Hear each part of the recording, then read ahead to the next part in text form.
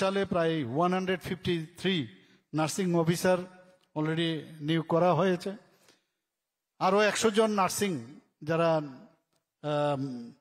Nursing যারা পাশ করেছেন তাদেরকেও আমরা কন্ট্রাকচুয়াল ভিত্তিতে নিয়োগের অর্থ দপ্তর থেকে আমরা অলরেডি স্যাংশন পেয়েছি, সেটাও আমরা করব।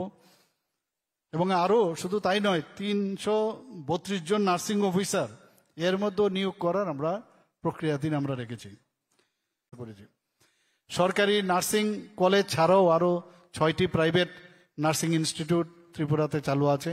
আরও অনেকে আসছে বাইরের থেকে, প্রচুর মানুষ এখন, বিশেষ করে ইনভেস্টাররা আসছেন এই হেলথ কেয়ার সার্ভিসে, তারা অনেক জায়গার থেকে এখন আসছেন। আমরা সেইগুলো আমরা দেখছি।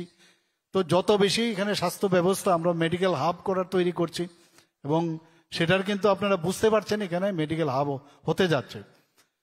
এবং আপনারা এখান থেকে পাশ এএনএমএ হোক, জেএনএমএ হোক, বিএসসি নার্সিং হোক, আগামী দিনে কিন্তু আপনাদের বসে থাকতে হবে না, এতটুকু আমি বলতে পারি।